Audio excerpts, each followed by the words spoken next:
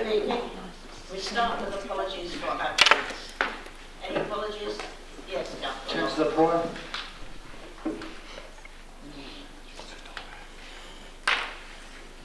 Yes, Mr. Chairman, councillors Carter, Charles and Cummings.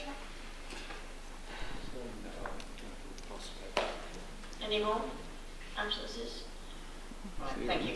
Declarations of interest. Yes, Councillor Stratton. Non-pecuniary interest is on the HCS. Thank you. Anybody else? Yes. I also have a non-person interested in being appointed to non-executive director of HCS Group and HCS Landscape and Housing. Councillor Davis. Time for me, Chair. Thank you. Minutes. Does everybody agree the minutes are a true and proper record and that I should sign them? Great.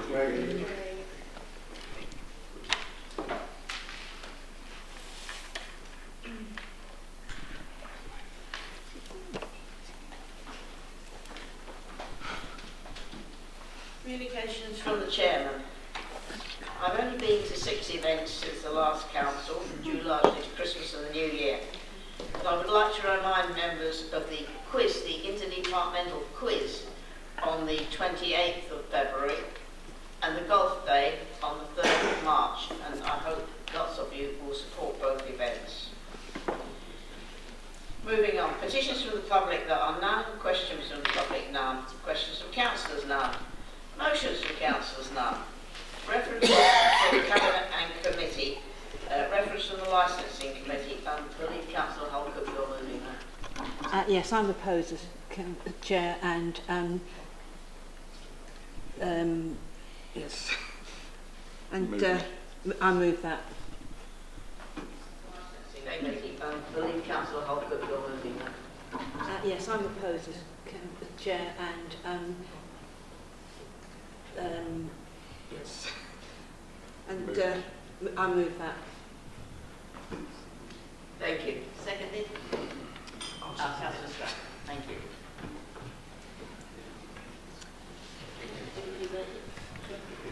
Does anybody wish to comment on that? In that case, is everybody in agreement? Agreed. Right.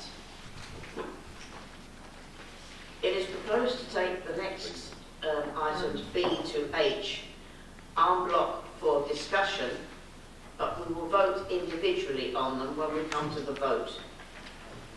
Chairman, I think we're going to have a separate main vote for the general fund budget.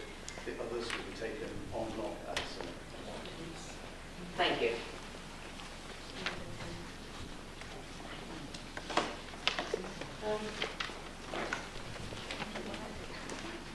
Yes, who's my Councillor Danvers, are you moving this motion? Who's this, Chairperson? Thank you.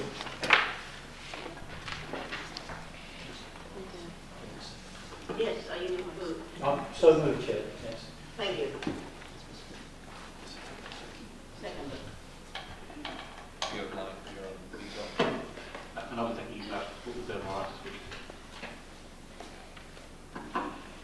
Thank you. What we really have is moral responsibility for an authority to go on for many years, Chair, to actually try and maintain public services. And in all of my public life, I've tried to do that. But what we have is a government actually determined to actually undermine public services. We see with the health service, with Theresa May in complete denial of the service completely collapsing. And since 2010, local government has been under continual attack by the government. They're actually taking money for vital local services to the extent that this authority has seen its general fund fall from £15 million to the sorry state that it's in today. It's had to cope, and it's had to cope partly by council tax increases to actually face up to the government cuts. It has lost some monies as well because of the previous Conservative administration, between £600,000 and £800,000 was lost during their time. We are custodians of the future, and once money is lost like that, it's lost for years to come. And things like that would easily pay for many of the, we certainly would pay for what's in the discretionary fund at the moment, which we've maintained, which when we came into office we found once again in a very sorry state, with the playhouse facing closure, the paddling pools just about to close, and many of those services within 3 years was actually being projected to have no financing whatsoever. We've restored that, and we've actually done, I believe, a reasonable job. And survival, again, has actually been part of this budget. And it's interesting, when Tories are actually in power locally in the county will be asked, the Tories will be asking the county to put up the council tax by 3%. Why? Because they're running an authority and they know what they're actually up against. Roger Hurst, who is the Conservative Police Commissioner for Essex, knows what it's up against to try and maintain the police force. He's actually recommended, which was agreed last week, an increase of 3.25%. I serve on the Fire Authority, and the Fire Authority, I believe, will actually, to protect their services, will actually be putting up their council tax as well. When Conservatives locally are in power and confronted with reality, they have to put up the council tax. In Surrey, they're actually proposing to put it up by 15%. That's how drastic these services have actually fallen off the cliff, to use somebody's terminology in Parliament. So we need to take realistic decisions. We need to be custodians of the future. We don't need to act irresponsibly in regard to budgets for short-term political leaflets going out saying, we've got your council tax, when it's really irresponsible to actually do that in terms of the future of this authority. I'd like to, at this stage, thank all of those colleagues, particularly the portfolio holders who have helped me, and Councillors Clevener and Councillor Mullard for actually helping to put this budget together. I'm sure there'll be lots to be said, Chair, and I've got 10 minutes to speak, but I think I'll shut up and let everybody else have a go. Thank you. Councillor Perry. Councillor Perry. Thank you, Chair. I'd like to move an amendment to the budget item. I'd like to move the Conservative alternative budget. Seconded. Thank you. Do you wish to speak to it? Thank you, Madam Chairman. Madam Chairman, as we've already heard, it will strike no one as a surprise that yet again this administration has chosen to increase the rate of council tax. A 1.99% rise from a Labour administration who always complain about the cost of living and yet every year refuse to do anything about it. They have the power to do something, they simply choose not to. They were saying one thing and doing another. The figure of 199% may seem a bit odd to most people. I mean, why not go that extra 100% and make the increase too? It's because they would have to ask the people of Harlow what they think on this matter in a referendum. And they know what the answer to that question will be. Peculiar behaviour from a party that says it consults residents on the big issues. Let me tell you, taking money from hard-working people isn't considered a small one. With this legally balanced alternative budget, we have shown yet again that it doesn't have to be this way. Our fully costed budget moves a 0.4% cut in council tax, not a freeze, a cut. We're an administration, the people of this town will be paying 2.39% less in tax this year under this administration over here than it would be over there. But we funded this in 3 ways. We've agreed with all the administration's back office efficiency savings. Why? Because we phoned mouse to these last year. They voted against these ideas in our budget when we put it last year. Another classic example of Labour having no original ideas of their own, saying one thing and doing another. We have found additional back office efficiency savings without affecting the front line. And finally, we propose to use the money that this administration took from Harlow residents under the false pretence to keep the town's lights on when they were very much switched off. We will use the money from the street lighting reserve to return to the people of Harlow the money in a one-off tax cut. Madam Chairman, we are able to propose this reduction in council tax while at the same time maintaining and investing in much loved and much needed frontline services. How have we been able to do this? I say again, we've gone further with the administration in finding efficiencies in our back office functions. To give you some examples, we will remove unnecessary subscriptions from the council's budget, saving a sum of nearly £5,000.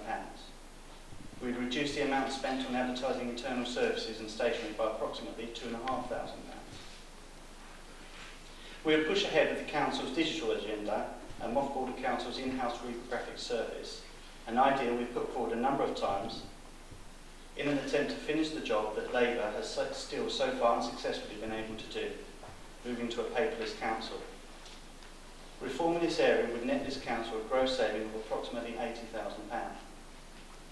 As we proposed last year, and to much ridicule I add, we would work with the Rotary Group to raise funds for the upkeep of this town's local environment. Then, as now, we conservatively estimate we could generate an additional £8,000 in income from this area. We also propose that members of this council also tighten their belts, and so we propose a 10% cut to the members' special responsibility allowances, which will net this council a further saving of £4,000. In total, Mr Chairman, we've approximately found over £80,000 worth of savings in income in addition to those of administration without affecting a single frontline service. All these proposed savings and efficiencies and incomes have been agreed as being legal and reasonable by the administration's Section 151 officer. With the savings found, we would still be able to invest in extending the hours of the Giver Gallery at the weekends. We would also be able to celebrate Harlow's 70th anniversary. We have also found money to increase funding in the town's local parks and children's play areas to the sum of £22,000. Madam Chairman, in summary, we would cut council tax by 0.4%, not raise it by 1.99. We would push forward with the digital agenda and not procrastinate for yet another year. In doing so, we would save this council money so that it could invest it in more frontline services. We would work with our friends in the voluntary sector to benefit of all the people of Harlow and not keep them at arm's length. We would use taxpayers' money to invest in children's play areas, not use it to pay for subscriptions to organisations. Madam Chairman, this is our budget. I expect no doubt the administration will vote down our ideas tonight. But don't worry, I look forward to when they vote for them next year. All those except for a cut in council tax, of course. Chairman, if I could just make a clarification, I'm sure the intention was to say the council's Section 151 officer, not the administration. Thank you. Thank you. Councillor Johnson, do you wish? I have to reserve my right to speak, Madam Chair. In that case, we open the debate. Yes, Carl.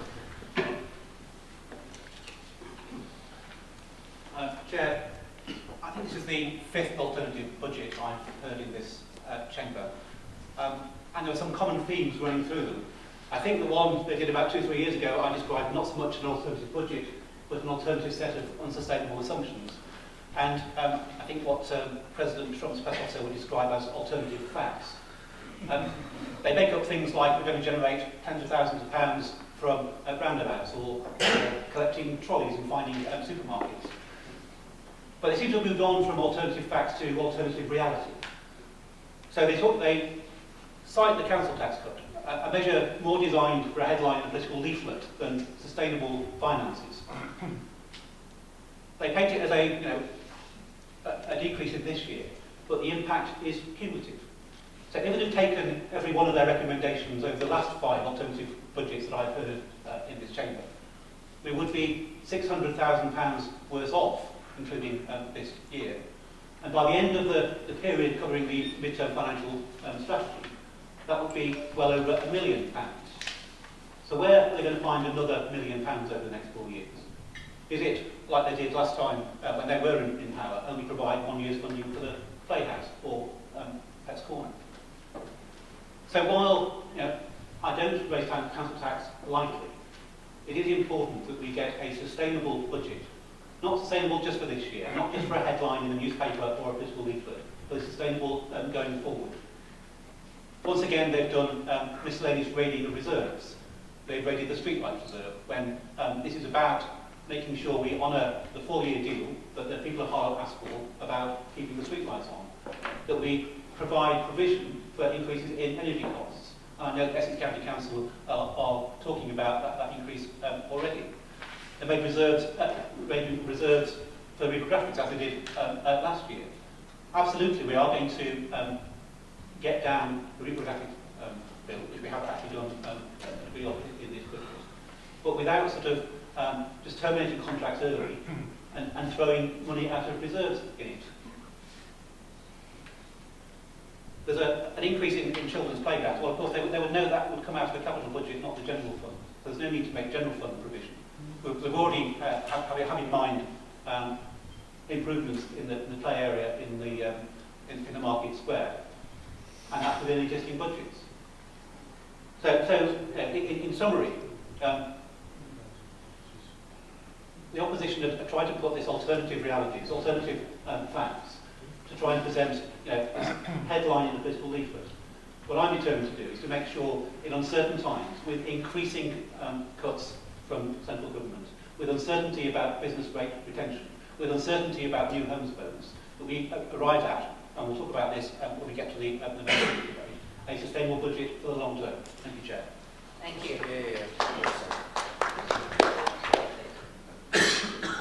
Councillor Durford. Thank you, Madam Chair.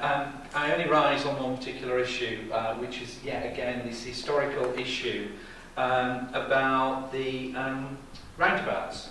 And every year Russell and his friends from the Rotary Club meet at the golf club and have this conversation. And every year we say to the Rotary Club, actually, if you've got a business plan, come in and talk to us, and they never do. Because actually the last conversation that we had with them was the fact is the council would not get a single penny of savings or revenue because the Rotary Club would use the money that is gained for Rotary Club activities, which includes named Rotary Club charities.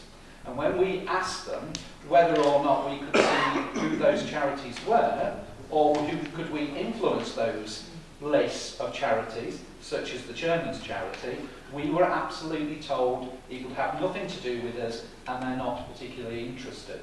What I also find astonishing in relation to this is that this year we've actually got less roundabouts than we've had in previous years, because anybody, and clearly the Conservatives don't, but if they do travel around Harlow, you will see a number of our roundabouts in disrepair or being repaired as part of the 414 improvements. And therefore, a number of these roundabouts that we had the opportunity for sponsorship through Essex County Council have actually ceased and stopped at this present time. So how they feel that they can find an increase of 8,000, I don't know how strong the gin was at the golf club with the Rotary Club and my good friend opposite, but they really need more tonic and ice included. Thank you very much. Thank you, Madam Chairman. I stand to second our amendments, and Councillor Clampton may have heard 5 alternative budgets where we have indeed every year found the savings to make the council tax freeze. He wasn't in the chamber the 3 previous years where we also moved as an administration council tax freezes. It's been a policy of this group for a number of years to freeze the council tax and also to give back money to hard-working residents that the Labour administration took from them.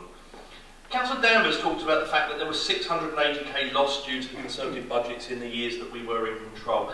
Yeah, that may be true. It stacks up that if you freeze the council tax it's 680k, but there's over £900,000 of money that this administration has turned down from government in the form of freeze grants that were available since they've been in control. And I can stand as a leader and say when I took control, and here I reference Harlow Star, July the 3rd, 2008, £10 million crisis, a £10 million black hole in the funding of this council. So the fact that we lost them 680k pales into insignificance, Madam Chairman. However, let's talk about some facts. They keep trotting out this line about the discretionary services, but as Councillor Danvers noted, when we left the control of the administrations, and there was 3 years funding for the playhouse and the discretionary services, there was 3 years in the Big Society Fund. This year, the Labour Party are only just managing to up the discretionary services fund from 2 years funding to 3 years funding. There has never been a problem in recent years with the funding of the discretionary services. There is only one administration in this town that has ever closed a playhouse or closed a ski slope, and that is the opposite, the group opposite. They're the only group that have ever closed a playhouse. As to the lights, Madam Chairman, it is right and proper that we give this money back to the residents of Harlow. The Labour Party knew exactly what they were doing when they collected too much council tax for that reason. They put it in a reserve because they didn't know what to do with it. The increase, I'm told, from County Council for the extra energy over the coming years is likely to be in the region of £9,000–10,000, not the £60,000 that's sitting in that reserve. That reserve is just council taxpayers, hard-working council taxpayers' money that needs to be given back to them, and that's what this opposition budget does. They may laugh, Madam Chairman, members opposite, about the things that are in our budget, but year after year I stand here and we move alternative budgets. They laugh on that side of the chamber, and then guess what? Items crop up again. Last year you laughed at our changes to the printing. This year you've cut coloured printing, and we're only making half the savings in our alternative budget that we made last year because you've already taken half the savings this year. You laughed last year and the year before about the increase in car parking income, and yet the economy has improved as we said it would under the good guidance of a Conservative government, and car park income is going up. The Council's also been very lucky in the prudence of previous Conservative administrations. This year, the cemetery and crematorium, the changes that members opposite claimed was privatising death and scaremongered across the town about, Councillor Jean Clark herself used that phrase. This year, the cemetery and crematorium will have a net income change of £380,000 more than last year. That's £380,000 towards your budget this year that you wouldn't have had were it not for the prudent financial management of previous Conservative administrations. Madam Chairman, the Leader of the Council asks where I will find money in future years to plug the gap. He asked the same question last year, and I'll give him the same question I gave him, the same answer I gave him last year.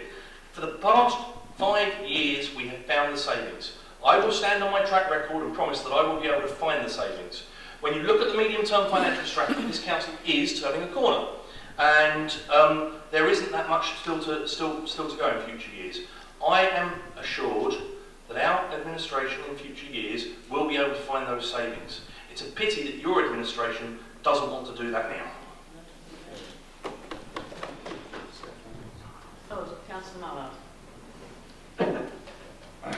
Thank you, Chair. When the party opposite proposed council tax freezes and council tax cuts year on year out, Harlow residents seem to return Labour administrations. It's as if they don't trust the party opposite to be in charge of town finances. Now, this budget amendment is short-sighted and ill thought out, and let me quantify that statement.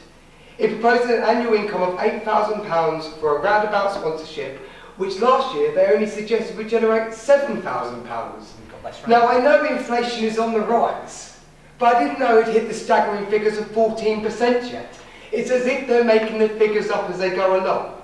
Now, a cut to council tax would cost this council £160,000 a year annually. If it were to be approved, it would set in motion a snowball effect, which would mean this council would face even more savings and cuts to find in subsequent years. Every councillor voting in favour of this amendment has to ask themselves which frontline service they want to put into jeopardy. I will not be voting for this amendment, I'll be voting it down. Thank you. Councillor Danvers, you wish to sum up. Thank you, Chair. Well, let's have a look at the referendum first of all. If we know anything about the cost of elections, referendum costs £150,000. Just to putting up the council tax by about 2% brings in £140,000. So off we go, we have a referendum, we spent all the money, and we're £10,000 out of pocket. That's a good idea, isn't it? Nice to know that they agree on 95% of our budget, that's fine.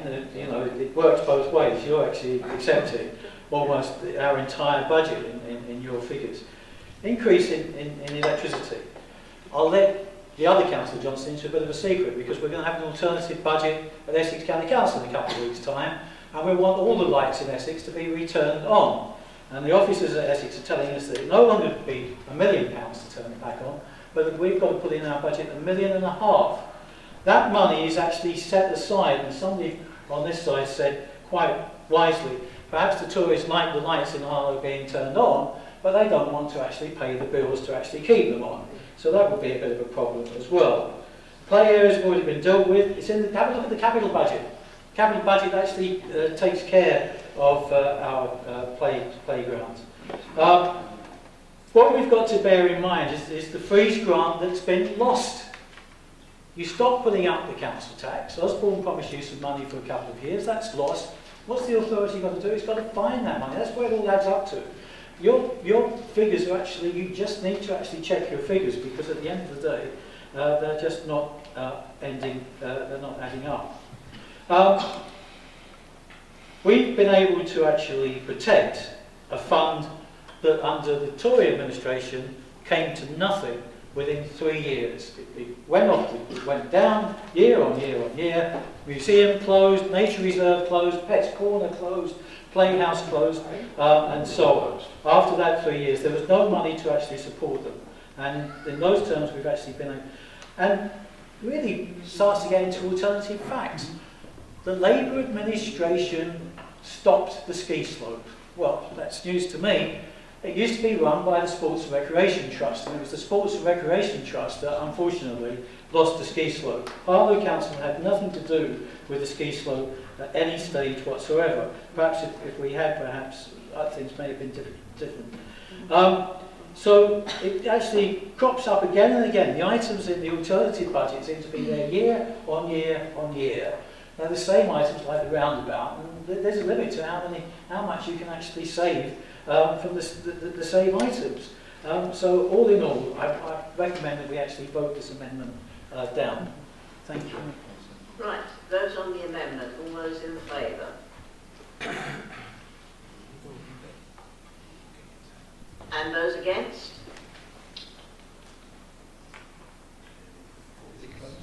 The motion, the amendment clearly falls. We return to the main motion. Anybody wish to speak? Aye, on the top. Thank you, Chair. I'd just like to congratulate and thank the Portfolio of Finance for, again, providing another year of financial stability to the council. And thank the officers actually for the huge amount of work on both sides they actually provide, because I know it's a huge task. It takes an enormous amount of time, long before we make it into this chamber. So thank you to our finance officer and all the staff that help us work on this. This year, very pleased that again, no compulsory redundancies, which has been really important to us, that we've managed to find a way through the financial storm and some instability that's going on at the moment. We're really happy to fund some celebration money for Harlow 70 this year, and I think that's a huge thing that we all want to celebrate. It's fantastic. And a great celebration achievement that we've done in 70 years. So the £20,000 is going to go a long way. We have started to ask businesses and local community groups for small bids to help fund their own little celebrations, and some of that money will be used for a big council celebration as well. More plans will come with that through the working group for that. I'm also really pleased to celebrate the gem of the Civic Centre. As much as I like to think that everyone likes to come and see all of us in this meeting, really what I'm most proud of in this building is that we have our own art gallery, which I think really is unique. Not many town halls have that. I think the Gibbon Gallery is fantastic. Our permanent collection is world class. I think we should be entirely proud of that, but also the collections that come through are fantastic. And over the past year, we've been trying to support them more and more, and we're really pleased to enable them to do weekend opening, to enable them to attract more visitors, and we'll continue to encourage them in the arts and culture, because I was down there the other week and they were actually saying there was tourists that had come, they were flying out of Stansted and they'd actually come 3 days earlier to come and stay and see the Gibbon Gallery and the sculptures, because they'd actually seen some of our artwork when it had been in London and Somerset House. So actually that's fantastic that Harlow is providing tourism through our arts, because I think we should be entirely proud of that. Really glad that this administration can celebrate that and another year successful budget. Thank you. And Councillor Ingle. Thank you, Chair. I read in the Daily Telegraph in December, when they surveyed councils across Britain to find out their intentions with regard to council tax bills, almost all of them, including Conservative controlled councils, said they intended to increase bills. 95% of them by 3.9 to 3.99%. The maximum that was allowed. It's odd that Councillor Perrin finds that figure of 0.99, whether it be 1.9 or 3.9, peculiar, because 95% of councils, according to the Daily Telegraph, were raising their figures by that amount. A new maximum, I might say, that was allowed by Sajid Javid, the Conservative Community Secretary, who enabled councils to push up bills by an extra 2% in a desperate attempt to ameliorate some of the damage being caused to communities by his own government's policies. Although interestingly, two Conservative MPs, Joe Churchill and Sarah Wollaston, described the increases as being insufficient to deal with the problems their own government were causing. Which explains, I suppose, Conservative-controlled Surrey Council saying they have no choice but to apply to hold a referendum in order to increase bills by 15%. Locally, Conservative-controlled Essex County Council are increasing bills by a total of 3%. Tory Essex Police Commissioner is increasing bills by 3.25%. Now, we on this side are used to hearing Harlow Conservative councillors oppose our administration simply in order to provide an opposition. Their laughable attempts to characterise Essex County Council's maintenance of our roads as being excellent last time we met, being a good case in point. But their alternative budget tonight is feeble, even by their own standards. In arguing against a small part of the necessary increase proposed by Labour, an increase in line with 95% of other councils across the country, they've opposed the opinions of not just us, but Conservative councillors, Conservative members of Parliament, and Conservative ministers. Nobody wants council tax to go up. But this government that increased the financial burden on councils, while at the same time cutting taxes for the rich and powerful, have made it impossible for Harlow to do anything else. And it's time the councillors opposite acknowledge that. I'd invite them to stop wasting everybody's time by opposing this budget for no better reason than to justify their own existence. Come and join us and support this unfortunate but entirely necessary increase. Thank you. Is there anybody else wishing to speak, Councillor Perry? Thank you, Madam Chairman. So we should have all one big love in there and all come and agree and walk away and not scrutinise anything that goes on in this place. That's what I've heard. The party opposite, Madam Chairman, are very quick to make comparisons around the country when it comes to raising tax. Oh, look, they're doing over there, they're doing over there, they're doing over there. But they're not so quick to draw comparisons when there are councils that reduce or freeze tax. For example, Epping at the moment are moving a budget where they are not proposing to raise their council tax. And if I draw a stark comparison, a Band D property in Epping at the moment, compared with a Band D property in Harlow, a Band D property in Epping will pay £148 a month. That's compared with £272 a month here. It's £120 difference. So when we talk about small and incremental increases that are necessary here and there, the difference adds up over time to the person at home. And that difference is scandalous, because somebody that lives 15 minutes down the road pays £120 a month to stay in the same level of accommodation in Harlow as How can that be? Councillor Kempner talks about uncertainty. Uncertainty is life. Uncertainty, uncertainty, uncertainty. Life is uncertain. It is uncertain. And we don't know what's going to happen in 5, 10, 15, 20 years' time. But that's not a reason to keep on raising tax if we can see that there are better ways of managing our finances. And it's not just rhetoric, it's something we've actually done. We've done it well in the past. They talk about alternative realities. Need I remind Councillor Danvers yet again, it was under his administration where the Playhouse actually closed. The doors never closed once when we were in power. And before we were in administration, there was never such a thing as a big society fund or a discretionary service fund where money was put aside for these services for 3 years on the trot. It only ever rolled on 1 year after the other, after the other. And when they took over from us, there was a fund to fund these discretionary services for 3 years. It never existed before. So in summation, yes, other councils have to up their tax, and tax sometimes does have to go up. But where it doesn't, we have a moral imperative not to do so. Because money in the pockets of residents is better spent by them than it is by us. Thank you. Councillor Durkin. Thank you very much. I rise clearly to support. Thank you very much. I rise clearly to support the budget, and I certainly would like to congratulate and thank those senior people within the administration for all their hard work. Because certainly as a cabinet member, it gives me that reassurance that we can not only protect services, but we can actually enable, encourage and maintain services to achieve the successes that we have achieved over the last year or so. And I just need to remind you of a couple of those successes, but also some of the challenges that we're facing. Who would have thought, after all the years, how quickly the rugby club is now fashioning itself to be a perfect centre for not only for rugby, but for young people and for community engagement. Look at the new housing that we have finally managed to get around to being able to build at the Briars and Popsall Close, giving real opportunity for residents to actually have new homes that we can be proud of in a new community area. We're hoping this year, and I have to absolutely admit, after too long, we are finally coming to the end of the process around Prentice Place. But it is through the dedication and the sheer will that we will not let go of that particular issue, and we have fought hard to achieve what we have achieved.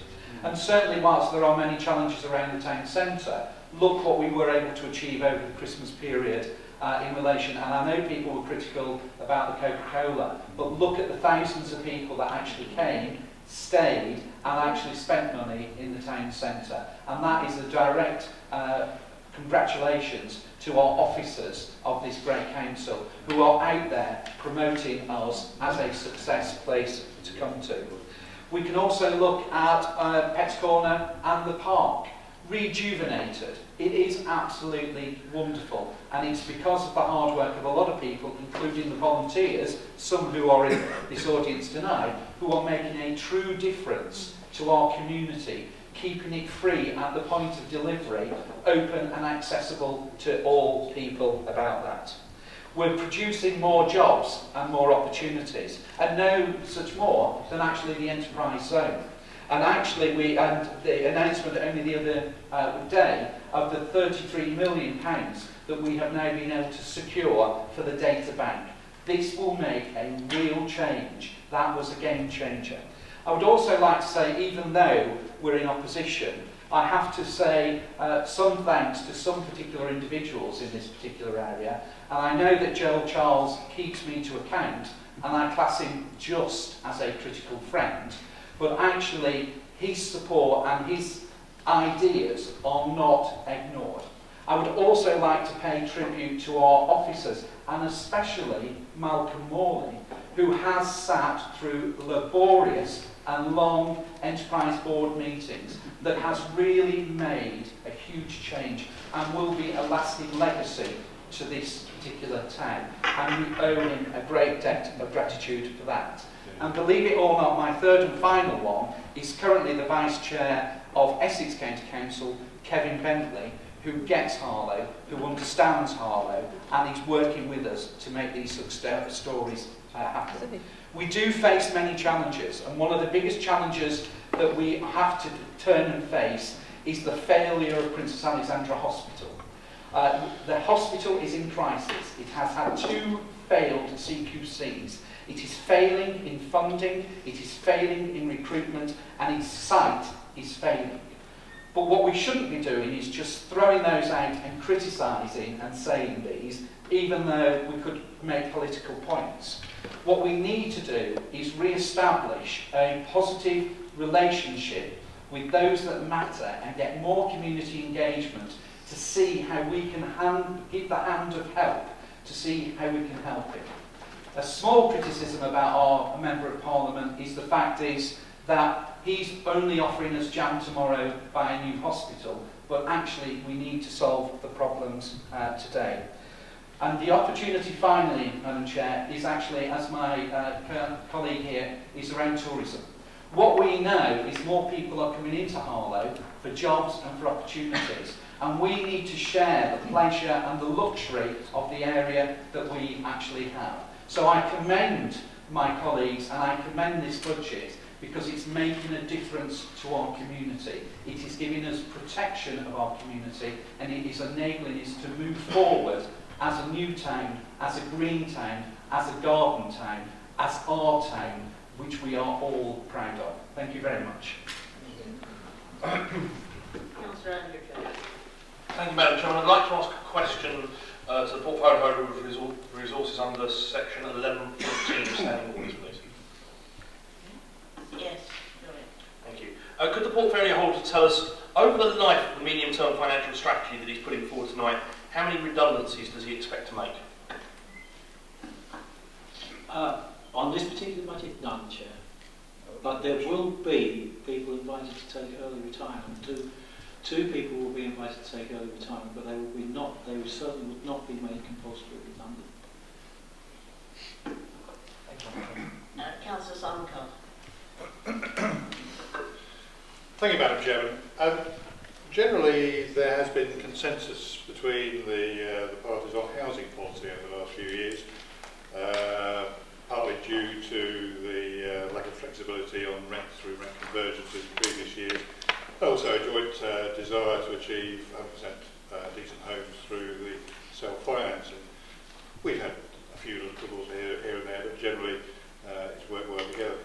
However, and there's always however, over the last few months the administration have adopted a far more aggressive stance on housing, with political views being portrayed as council policy, resorting to the age-old tactic of scaremongering, or to use current parlance, false truths. The papers before us tonight... It turned you off, Simon, for some reason. I was happy with that. Fully voted. The papers before us tonight are a prime example. Tales of doom and gloom over the Housing and Planning Act, sale of high-value properties, pay to stay and welfare reform. Let's take the sale of high-value properties. Currently, there are no regulations in force to implement this. But the business plan states, quote, "It is anticipated, however, that there will be a direct financial impact upon the council, currently estimated to be in the region of £1.6 to £10 million per annum," unquote. £10 million per annum. We don't even sell £10 million of properties a year now. So where does that figure come from? The business plan then goes on to say, quote, "The policy around the sale of high-value points has been deferred while a pilot scheme is undertaken, so it will not take effect until 2018-19 at the earliest." So why all the fuss now? What have our neighbours said about high-value properties? In their business plans, there is just a single line comment. Last year, there were major presentations at tenant conferences about pay to stay, getting higher income earners to pay higher rents. But again, there is no guidance or regulation from the government as to how this will work. The business plan states the policy of high income social tenants will not now be compulsory. So again, why is all this fuss and conjecture? False truths, otherwise known as propaganda. Then there's the emphasis on welfare reform, in particular changes to the work element of universal credit. It's on page 7 of the business plan, if you want to check it out.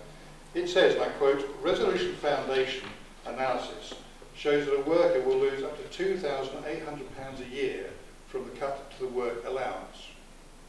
This is picked up again in paragraph 2D of the HRA budget paper. Quote, the government's subsequent change of policy on tax credits will mean changes to universal credit and possible implications for bad debt provision. See paragraph 53, unquote. If you refer to paragraph 53, it says nothing about bad debt implications of changes to universal credit, referring only to the reduction in the welfare cap. This omission is possibly due because people changing from tax credits to universal credit will benefit from transition relief, meaning they will continue to receive the same level of cash. So again, why is there all this fuss? False truths and propaganda. Continuing the theme of false truths, I come to my favourite piece of the business plan.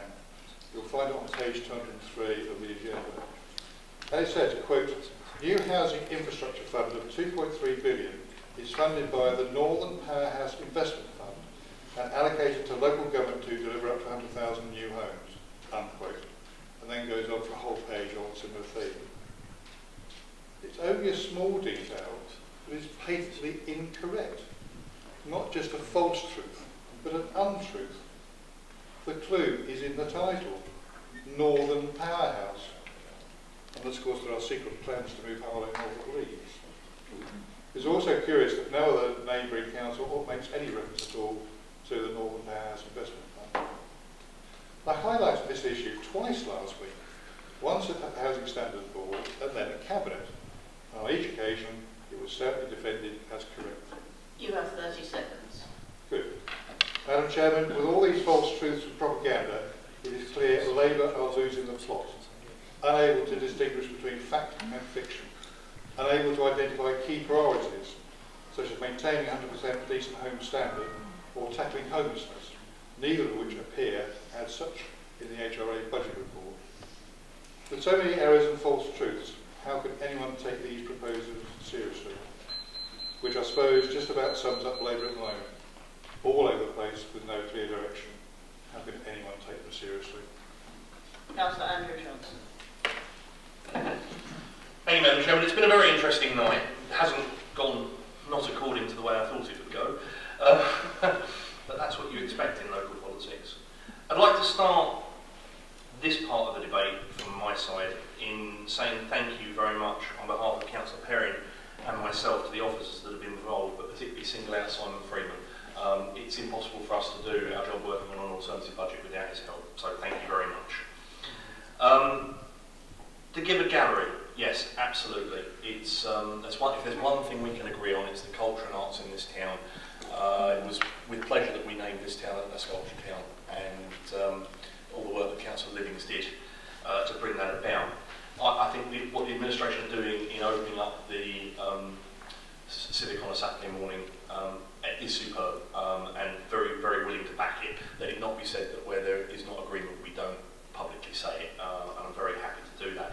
And it's good to see, because previous Labour administrations have talked about mothballing this building and moving the council administration out into other buildings elsewhere. I think it's great that we use this asset to its max. Other councils. Frankly, you've talked a lot about what other councils are doing with their council tax. I don't really care. I'm not elected to another council. I'm elected by the residents of Church Langley to represent Church Langley, and the residents of Harlow overall to represent Harlow overall. And that's why I'm moving, I did move a budget tonight of a council tax reduction in Harlow, because that's the town I care about, and that's the budget that I'm interested in looking at. Frankly, it may be that other councils could do a better job. I don't know the financial situation of all the other councils that have been quoted tonight by Councillor Danvers and Councillor Engle. But I do care about Harlow Council, and that's why we will keep coming back and keep finding the savings and keep trying to mitigate the council tax rises that are being moved by this administration. Councillor Ingle talked about it being a necessary rise, and 95% of other councils are doing the same thing. He didn't say that a number of those councils are social care authorities that are moving the council tax rise to deal with social care. This is not a social care authority and we don't need to raise council tax. I refute the fact that he said it's a necessary council tax rise. I don't believe it is.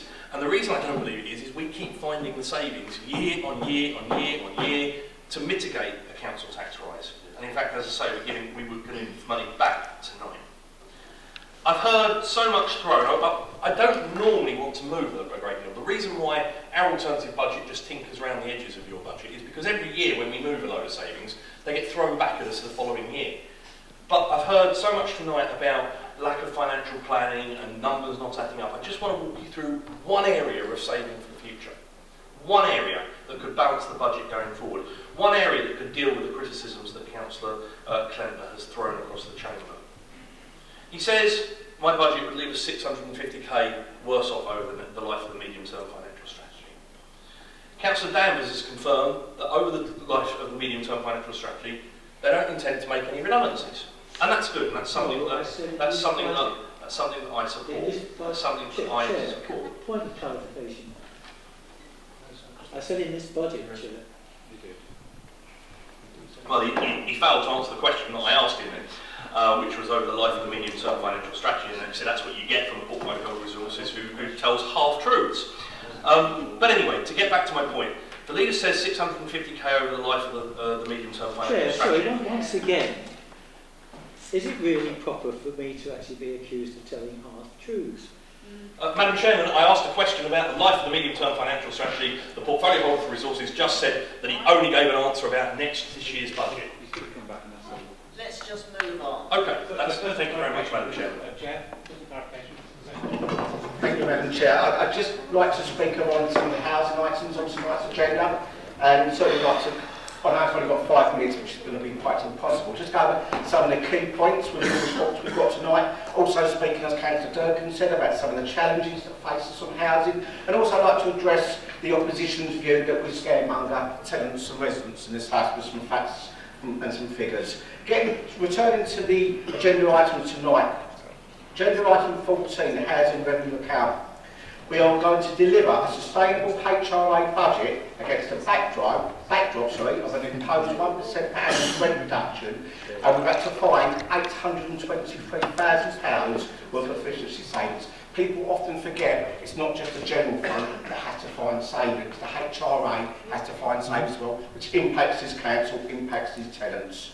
Despite the rent reductions and savings required, there has been the inclusion of funding of £37,000 to help identify and deter fraud, especially in right to buy applications, and also £50,000 of funding to carry out feasibility studies for future council house building in line with the key priorities set out in this corporate plan by this administration. Item 15, the capital programme, significant ongoing investment proposal of 18.5 million on housing assets and 5.4 million on non-housing schemes in 2017-18. Some forecasts carrying over from schemes from 16-17 to 17-18 as set out in the report. The borrowing requirement for the non-housing capital programme is aligned with the medium-term financial strategy assumptions. Additional costs associated with the delivery of the enterprise zone infrastructure will be met from the funding agreed with the South East Local Enterprise Partnership, resulting in increased business rates uplifts generated. Some of the challenges that we face, and you know, it'd be remiss of me tonight not to mention this, although some people may not, it might be part of the budget or the HRA account. We have to face the challenge of the Conservative-controlled Essex County Council at short notice cutting £160,000 from the supported housing grant, which impacts on all our sheltered housing complexes, and it's a challenge that on this side of the chamber we're going to have to face this year. We're going to have to meet that head on. If I return to the point that Councillor Carter made about universal credit, 450 households in Harlow have been affected by universal credit. Arrears increasing in households on average from £321 to £616 since the 31st of March 2016. The Northern Powerhouse, which he speaks about, just underlines, part of the business plan, it underlines the government's priority on housing, which certainly not his Harlow. Returning to some of the assumptions that were scaremongering, I've been saying for a few months at tenant panels, engagement meetings, forums and conferences that the controversial Housing Plan Act 2016 has brought in additional significant changes to the provision and management of affordable housing in England that will change social housing in England unrecognisably. The ongoing setting of council rents, the sale of house value council-owned properties for financial equivalent, the right to buy, the redefinition of secure tenancies. These initiatives will impose significant and additional pressures to the uncertainty around current housing management and allocation policies. My message: we expect it to be less resources for priorities. The financial impact on the HIA business plan is likely to be significant unless the government does another U-turn like it done with imposing the famous pay to stay. The new government thinking with regards to the sale of high-value voids was to have a period of reflection on the timing of implementation arrangements. Originally, they intended to introduce this in 2017, but the thinking changed with the autumn statement and now invited 5,000 associations to take part in the pilot scheme. Thank you. To ensure a smooth experience before it is rolled out more widely. Whilst they have advised that they're not expecting local authorities to contribute to 2017-18, as Councillor Carter said, I have asked that council's officers through a HIA business plan remain cautious. You have 30 seconds. Thank you, Chair. Currently thinking that the estimated financial impact of £1.6 to £10 million, depending on the formula, has increased a minimum balance by 1.6, providing a balanced approach which is less meaningful information supplied by the government. I am pleased, though, to agree. One good news bit of the Housing Plan Act, the policy of higher income social tenants paid to stay has recently been non-compulsory government. We need more U-turns like that. And give us local control, optimism, and approach to housing, its funding, and more housing for more affordable and social people with Harlow. Thank you. Councillor Long. Thank you, Madam Chair. The budget debate and what we've been listening to tonight, it's all gone through. But one thing I would like to say to both parties, administrating and the main opposition party, is with this money going forward when it comes to increasing council tax, the number one priority this money should be going on is the people of Harlow. So what I want to say, and Bill's not here tonight, but he would agree, is that let's use this money for the service for the people of Harlow. Right, that's all I've got to say. Right, thank you very much. Thank you.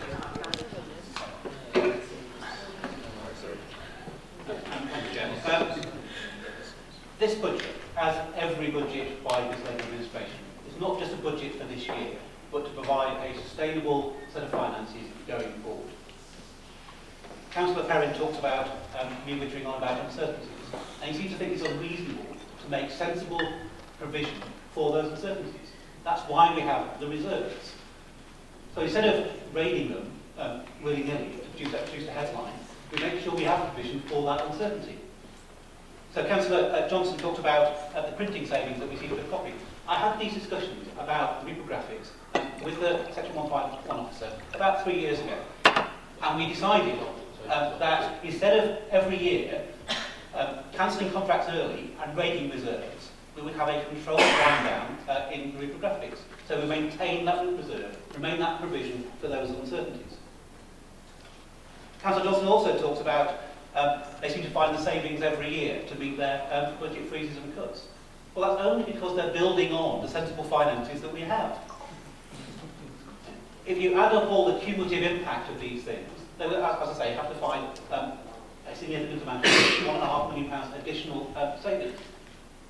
So yes, I don't raise council tax lightly, but it is necessary. It is dwarfed in terms of how much it's going to cost Harlow taxpayers by the take that Essex County Council takes. I'm not just talking about the rise in social care preset, but they take a significant portion of the take that council tax.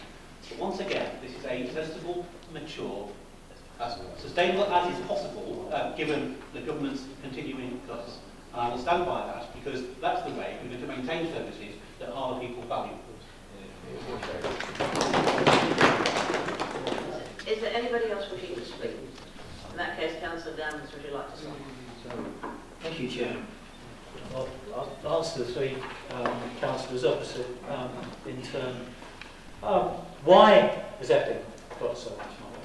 Why has Oxford got so much money? Because of the homes bonus. The government actually severely cut from 2010 onwards local government grants and therefore gave very generous home bonuses to local authorities where they could build. Who were the authorities? Predominantly their benefits to a certain extent. But who were the authorities that primarily were the beneficiaries? Uttlesford, who were kind of building like mad on green areas and so on, so much that their Conservative administration actually is up against it with the independents of actually saving the area. And in fact, by-elections have actually reflected that. So as far as Councillor Perring is concerned, yes, local authorities are, some of them, are able to actually weather the storm, only because central government has given their friends some money. Secondly, why is it so uncertain about housing? It's no alternative fact. I think you were searching for the word alternative fact rather than false facts. It's an act of Parliament. It's your government's act of Parliament that provides the uncertainty. It gave us debt of £220 million when we were debt-free, telling us that we would then be free to actually control housing services. The moment they got back into power after the general election, they've frozen rents, they've increased the rights to buy. We're no longer able to directly build council housing because of the financial problems.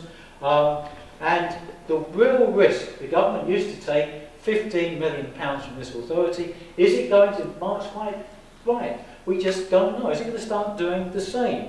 So at the end of the day, all the figures are there are uncertainty. Why are they uncertain? How do governments make it? It's the Act of Parliament, Simon, the Housing Act of Parliament, that's been, some of it's been postponed and put off, but we don't know when it's actually going to come in. And it partly deals with Councillor Johnson's point about unclear about redundancies in the future. We might be able to actually use that fund, probably next year. But at the moment, we're actually, when we know the certainties of housing and we know more about the business rate, which we have no idea at the moment whether we will in fact benefit from the business rate or whether we will be worse off. And until we know those facts, we have to be prudent in terms of actually setting monies aside. Otherwise, you're jeopardising the workforce, you're giving them that kind of insecurity about their future, and in fact, quite frankly, it would probably be quite illegal on whether in fact the officer concerned would actually give his permission for that to happen. It was interesting that you didn't actually test that out in your budget, because presumably you would have been told that you would not have been able to do that. Taking responsibility for the future of Harlow, I entirely agree, and that's what we're doing to protect the services in Harlow for the people of Harlow. Where there's taking no responsibility is the role perhaps of an opposition party, although perhaps I'm saying something against myself because I'll be standing up in 2 weeks' time presenting an alternative budget to Essex County Council, which I'm quite sure will be in exactly the same position in reverse of what's happened tonight. So excuse my cynicism about how these things actually work out. I too would actually like to thank Simon and his team for helping as well. I think I've thanked everybody else, and also thank you for the alternative budget. Anyway, thank you very much, Chair. Thank you. Right, we'll move to the vote then, and we'll vote on items B to H except for D, which will be a named vote. All those in favour?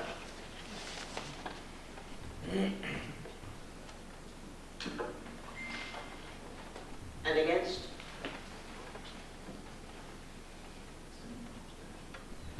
And Brian?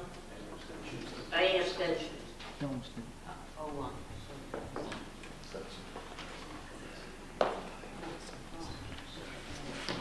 Yes, thank you, Chair.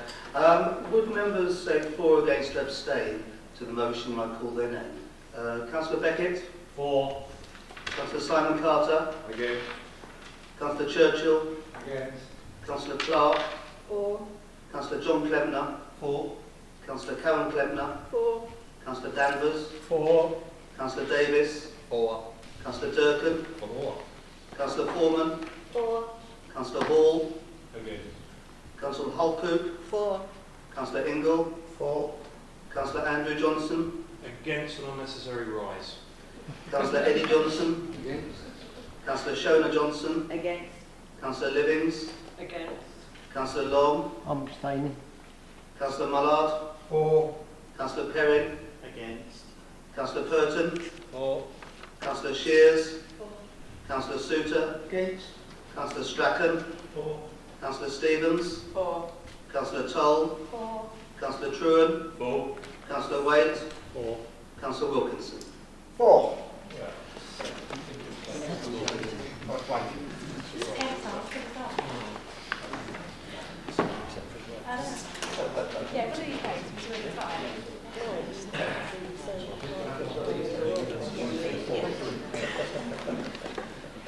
The vote was 19 for the motion, 9 against, with 1 abstention.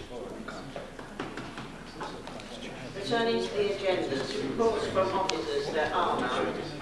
Minutes from Cabinet and committee meetings, we just have to note the following committee and Cabinet meetings, A to C. Noted. And there are no matters of urgent business, so thank you